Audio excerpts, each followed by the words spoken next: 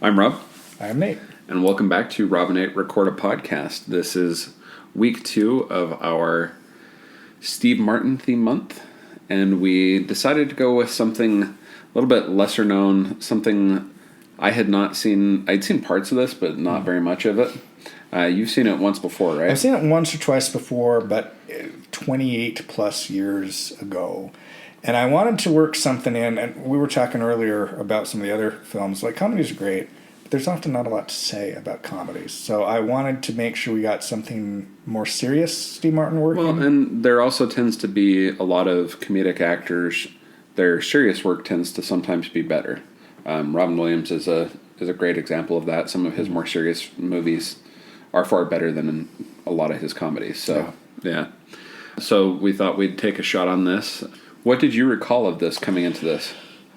I recalled seeing it, I guess I would have been probably around 13 when I saw it. Did I say what we're talking about? No. We're talking about the 1992 film Leap of Faith.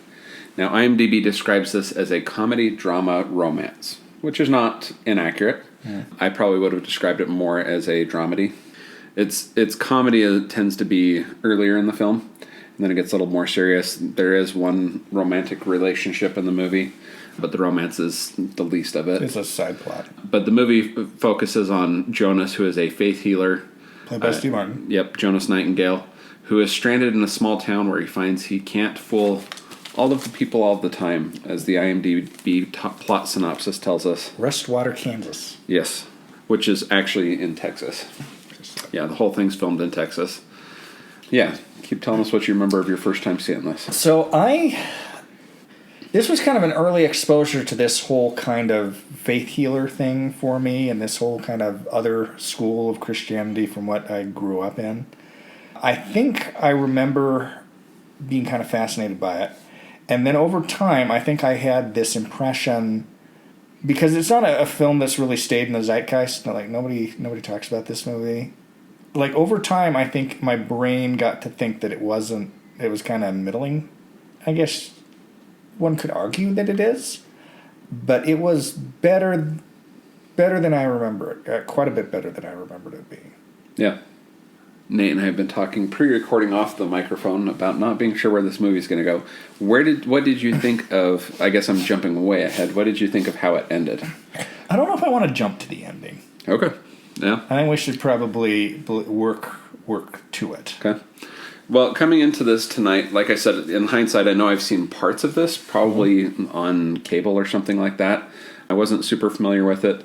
The only research I had done coming into tonight was I did look up the director, Richard Pierce. Pierce is principally television work. There's just a small, less than half a dozen feature films to his credit. Yeah. His last directorial credit was from 2006 called Fatal Contact: Bird Flu in America. That's a TV thing, right? I believe so. And he also, like, his known for things is from 1979 called Heartland, 2008 Food Inc. He was the director of photography. He did work on Hair. And then from 2005 to 2006, he worked on the TV show Law & Order Trial by Jury. He did some CSI stuff. In 2001, he directed what I must assume is a remake of the South Pacific that we've done on the podcast. Or no, that was Father Goose. I'm mixing that up. He did a remake of South Pacific, though, that stars Glenn Close, Harry Connick Jr., and a few others. Yeah, it's a TV thing. The last real film to his credit that I'm aware of, though I have not seen, is A Family Thing from 1996. That is his last feature film credit. That is most notable because it's a film about Robert Duvall and James Earl Jones find out they're like half brothers. Yeah. It's interesting to think that Robert Duvall and James Earl Jones are still with us. Yeah. He also did a bunch of Homicide: Life on the Street. Oh. It looks like most of his film credits were largely before this one, and then he seems to have gone into TV more. But just kind of looking through his filmography, I didn't hold out high hopes for today. No, he's not a name. He's not a name director. Yeah. Well, and the stuff that he's done that I'm familiar with didn't leave me with high expectations. our cast, we mentioned that Steve Martin is our principal focus of this, playing Jonas Nightingale. We also have Deborah Winger, who has previously made an appearance on the podcast, playing Jane. You have Lolita Davidovich playing Marva. You have Liam Neeson, a young Liam Neeson, playing Will. Though Liam Neeson had been acting, the better part of 15 years by this point. Lucas Haas, Meatloaf, Philip Seymour Hoffman, MC Gainey, and various lesser knowns. Yep. The one that I wanted to mention, though, was Troy Evans, who plays I don't know what kind of police officer he was. That's who pulls him over at the very beginning. Who, of course, you probably might recognize from the Bosch TV series. Mm-hmm. Yeah. Where he also plays a officer of the law. Yeah. So this film opens up with this caravan of buses. It's a traveling buses and revival. 2 semis. Yeah.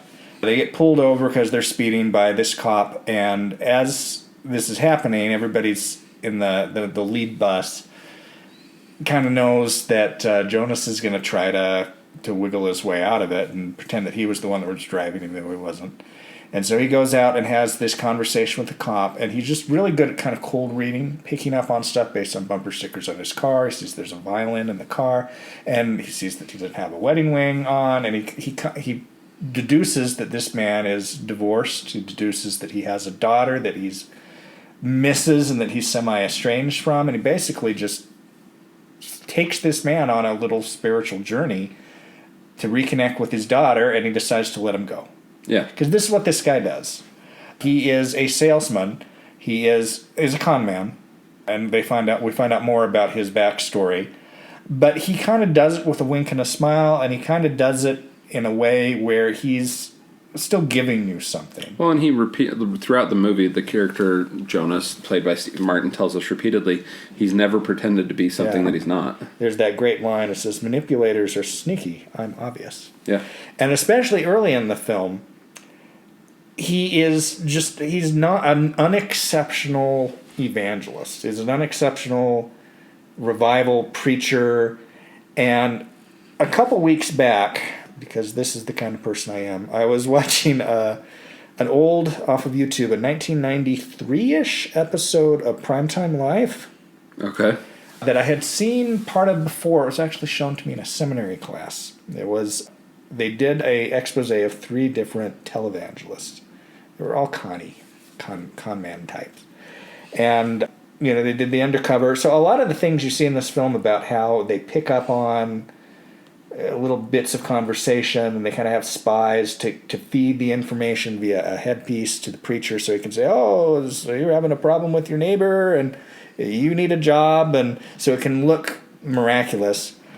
Versions of that these people were doing, and one of the 3 got more or less shut down, but he came back a few years later. Like all 3 of these national TV verified con men are still doing their thing. And when I was looking at a review from Roger Ebert talking about this, and he said that this film was the first movie that really talked about the background stuff of how they pull this stuff off. And so it's fairly significant for that. And just the way this character is, it's like, as he said, I'm obvious. Yeah. It's like these people that somehow succeed, like the bar is so low because there's people that so need this stuff they're selling. And he even compares it to, it's like, well, let's say, when he's talking to the sheriff, because Liam Neeson sheriff doesn't trust him. It's like, well, let's say I am what you say I am. There are seats that go for a Broadway show for $65. To walk in the door. To walk in the door. And I'm bringing music, and I'm bringing show, and I'm bringing some good thoughts and good messages to people. And so even if I'm not, I'm still giving them something. They got their money's worth. They got their money's worth. Yeah. Because most of these people are only giving small amounts, $10, $20. Though this is a hard-hit town, Sheriff Neeson tells us that it has a 27% unemployment rate. There's been some shutdowns. People are losing their farms. Well, it hasn't been rain in a long time. They mention it. It's not talked about prominently, but they mention that they're in a 5-year drought. So their crops are, and if they don't get rain quickly, their crops are going to fail yet again. So they're in this prolonged drought, and even the farmers are struggling to hold on because they haven't had rain for so long. And Neeson wants him to move on because our town can't afford your con. Yeah. And the only reason they stopped in this podunk town is they had one of their trucks broke trouble, down. and it was going to take 4 days to get apart. Yep, exactly. And so one of the other things that comes up, especially later in the film, is we only have to hold on till Tuesday. Like that's when when the parts or the truck's going to be done or whatever. But yeah, they only set this up because they've got 4 days to wait for parts. And the first night of the revival, how he slowly wins the crowd over. Like, there's not much response at first, and they're even talking in the headsets like, these people are dead. You got to do something. And they got the choir, and the music in this is very great. It's very rousing music. I've been lonely. I've been cheated. I've been misunderstood. Are you ready for a miracle? And they were. What are some of your thoughts? I laughed pretty consistently at the beginning of this movie. There's a pretty significant tonal shift right around kind of the halfway mark. Halfway to 2/3, this really becomes a much more serious film.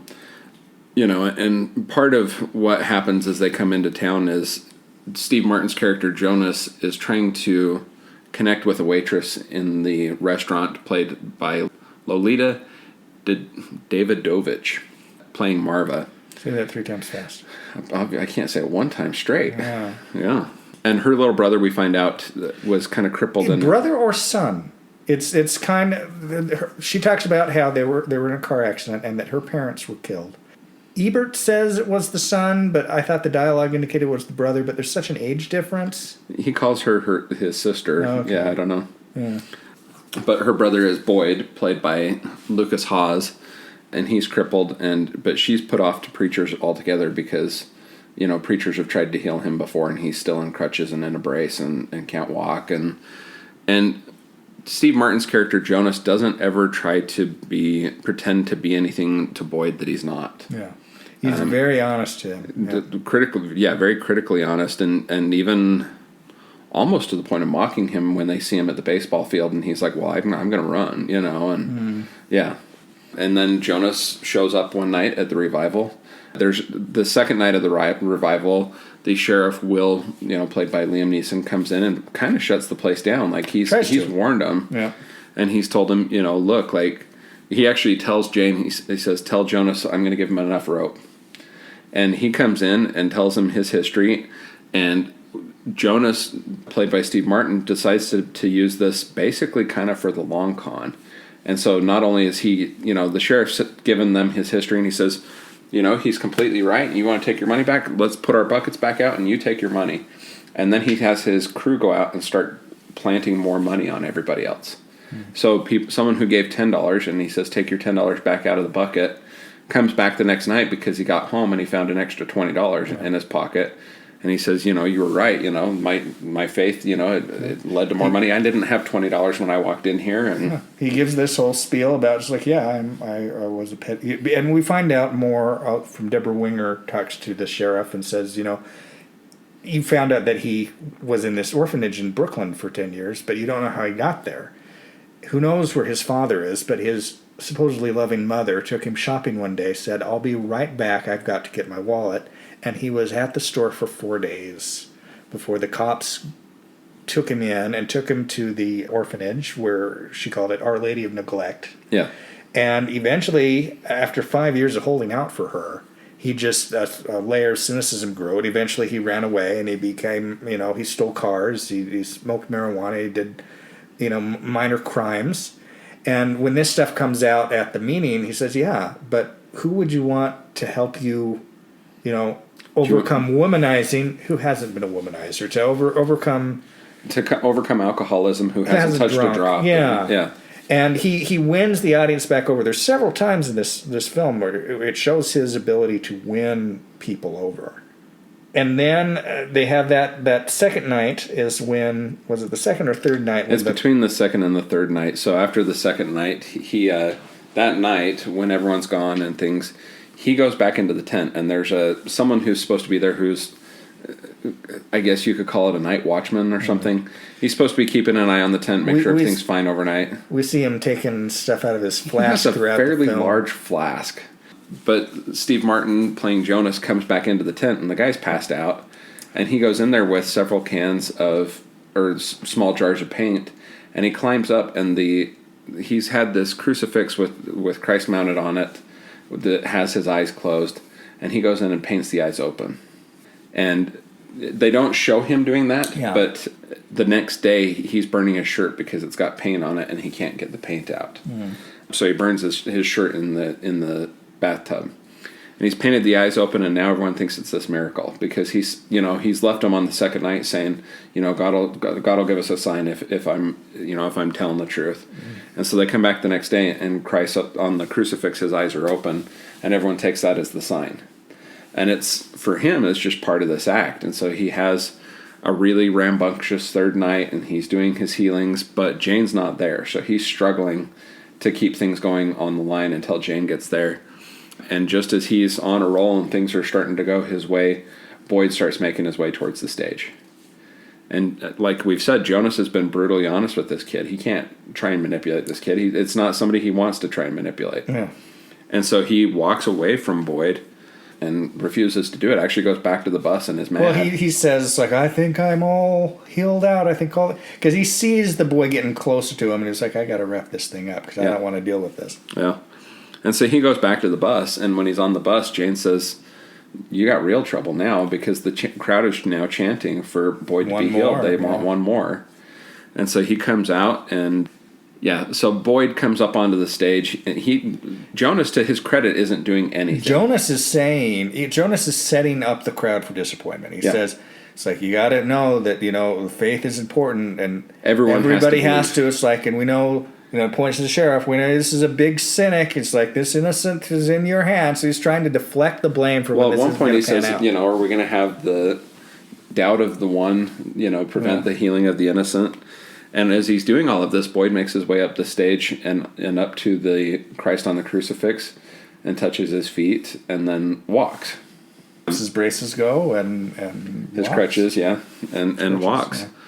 And this is where the movie really could have won me over. It still won me over a little bit more towards the end, but everyone's just dead silent when this is happening.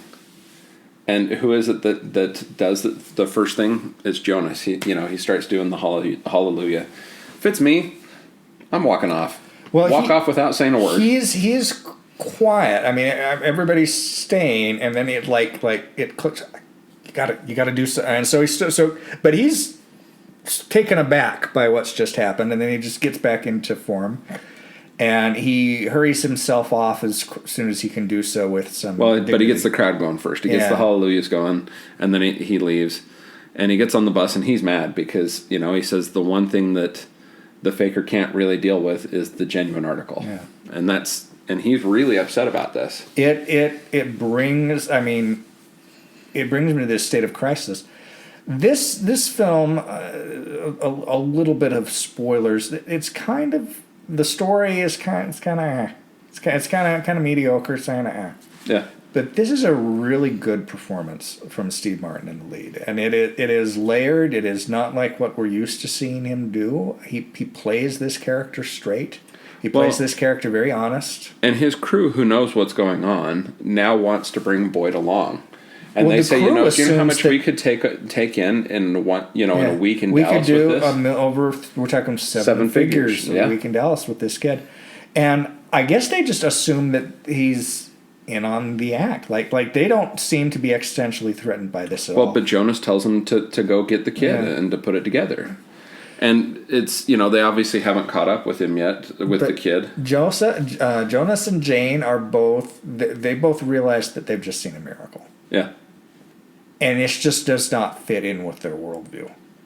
Jane is able to deal with it more than Jonas is, but I mean, she's awed by it, and she's already starting to think, well, maybe this. She's already made the decision that she's leaving this thing, and that she's leaving Jonas's act, and she's going to go be with Will at least temporarily, but she's going to stay in town with Will. It makes Jonas mad that this happened because he can't process it. Well, and so, but he goes back into the tent, and he's having a rant at the Christ on the crucifix, and he's saying all of the opposite things. And as he's doing this, Boyd walks into the tent and calls to him. and asks if he can come along because Boyd believes he's really been healed by Jonas. And Jonas says, meet me out in front of the restaurant tomorrow at 10 o'clock. And he then tells his sister, Marva, played by Lolita Davidovich, he says, can you give your brother a message for me in the morning? And she says, sure, what's that? And he says, tell him that just because somebody doesn't show up doesn't mean that they don't care. Oh. And he's signaling, I wondered what was going to happen. I kind of assumed there was no way they could, because now there's a whole community set up in the campground around this tent. So there's no way they could drop the tent up and leave stakes as an entire group. And so I wondered where this was going. And before this conversation, when Boyd is trying to convince Jonas to let him go with him, he's up front with him. He says, you think you're a fake? He's like, I know I'm a fake. Yeah. And he says, well, what's the difference if you get the job done? Which is something he had said earlier in a slightly different context. It does matter to him. I mean, his background, you get why he became who he is, but you also get that there's still this little boy that does not want to hurt people, but still kind of wants to take their money. But feels he's given him something in return, and this just breaks him. And so the ending of the film, Jonas has packed up his bag and he hitchhikes on a livestock truck, gets in the cab with the truck driver, and is just leaving town. He's leaving everybody and everything. His whole enterprise that he's built up. Yep. He's just walking away from it all, and he leaves a note for Jane along with the ring that she's wanted the entire movie. But as they're driving out of town, this is why I was asking what you thought at the end, because as they're driving out of town, it starts to rain. A big thunderstorm comes in. Mm-hmm. What did you make of that? It's something somebody put in the script. I had really mixed feelings about that. Mm-hmm. I thought it was great with him leaving town. I figured rain had to come in at some point in the movie. I don't know how I feel about it being right there. Yeah. Because that's the second miracle or whatever. Mm-hmm. So, or I guess you could say the third, with the other one being Jane falling in love with Will. The small town Kansas cop still trying to perfect hiding his Irish accent. There is some interesting trivia on this movie. Did you have anything else you wanted to throw in before we do that? No, we can go ahead. As per usual for me, most of this is coming from the trivia section on IMDb. Jonas's mind-reading trick, wherein he receives intimate details about his marks via a small radio, loosely follows the exploits of televangelist Peter Popoff, who performed a very similar trick with his wife at the microphone.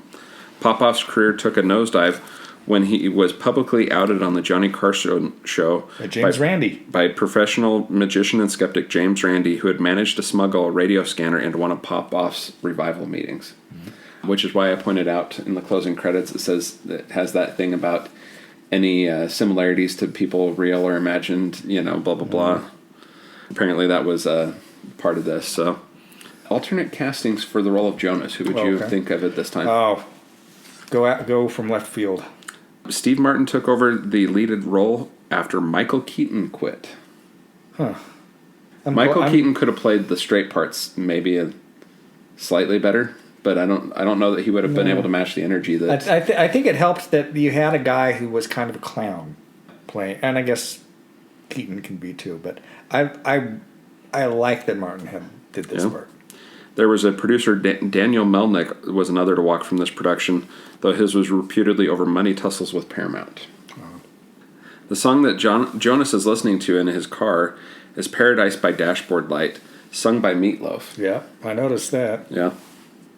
Just before their first show, Jonas says, "Always look better than they do," a comment on his fancy suit. In his autobiography, Born Standing Up, Steve Martin recalls this as the best performance advice he received as a young performer and led him to wearing his trademark white suit. This was adapted into a Broadway musical in 2012, featuring music by Alan Menken. Wow. It only ran 19 performances. Oh. 2.5 years after the release of the movie, the United States witnessed its most influential Christian revival event that lasted 5 years in Pensacola, Florida.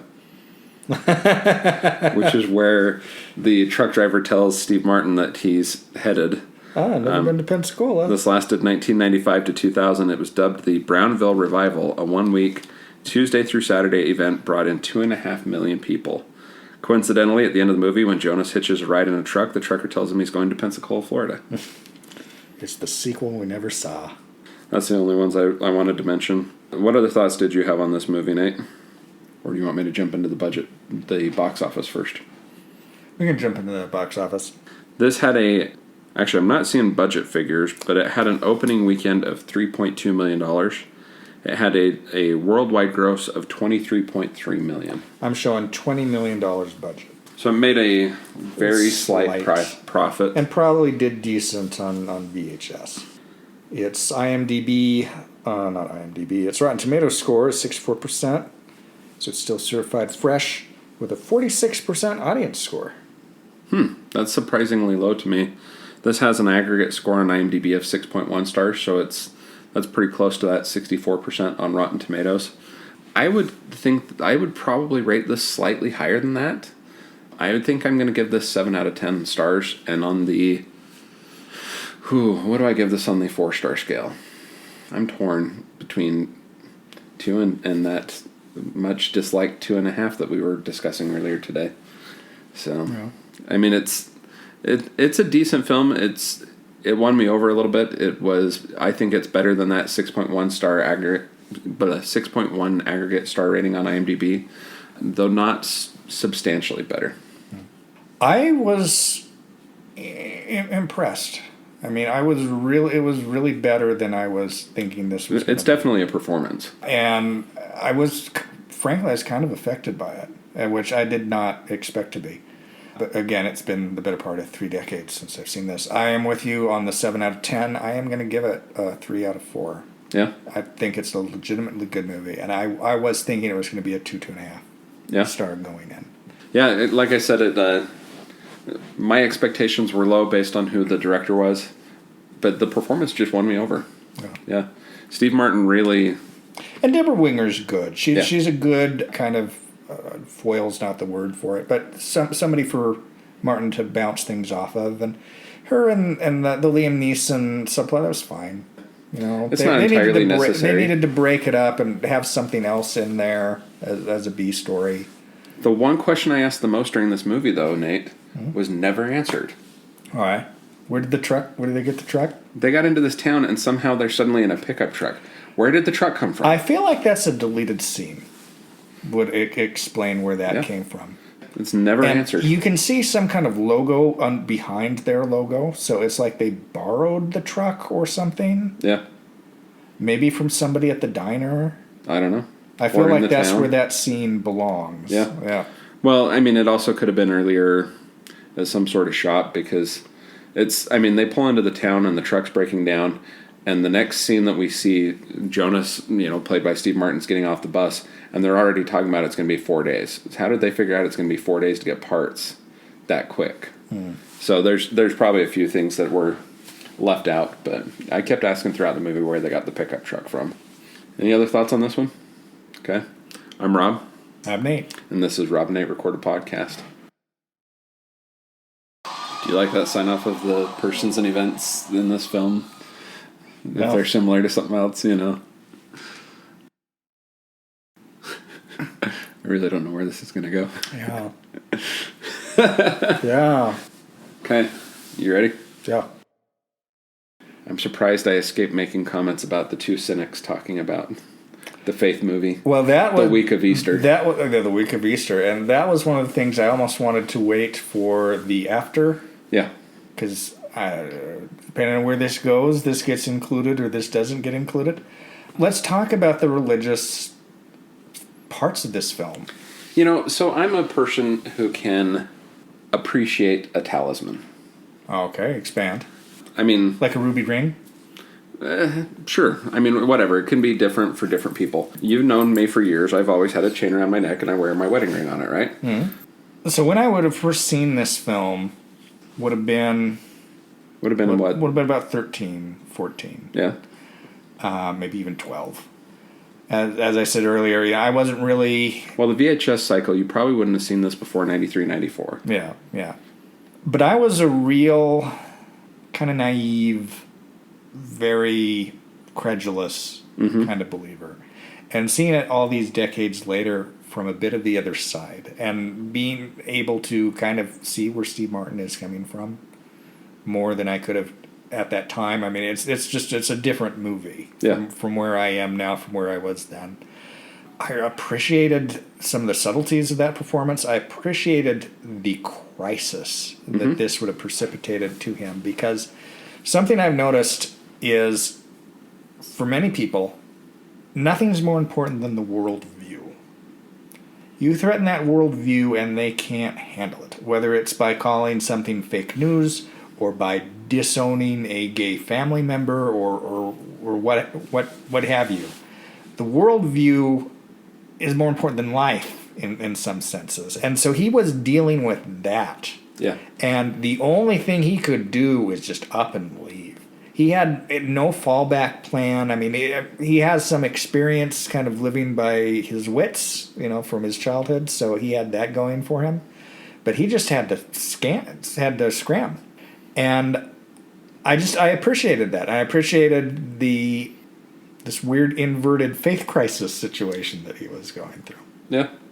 So this movie, it is charming, especially in the beginning. Mm. So through especially the first day of the revival, I was like, man, I kind of missed like a old tent revival. It made me want to go to one. Yeah. And then as it progressed into the second night and the third night, you're like, oh yeah, now I remember why I avoid those. Yeah. Well, I mean, it's like there's the spectacle and the entertainment aspect and the showmanship. Part of me wants to go just for the spectacle sometime again. But and then you start to get the emotions building up and the people that are taking this super seriously. Did you go to a tent revival? No, I never actually did. I went to the fringes like during the daytime. Like I went by one. But there was no way I was going to ever go to one at night. Because you would be such a target. wearing a missionary badge. Yeah. But yeah, I was on the fringes of them. They were, for whatever reason, they were fairly common in some of my areas. Yeah, I remember seeing them a lot, or seeing signs and stuff for them. Yeah.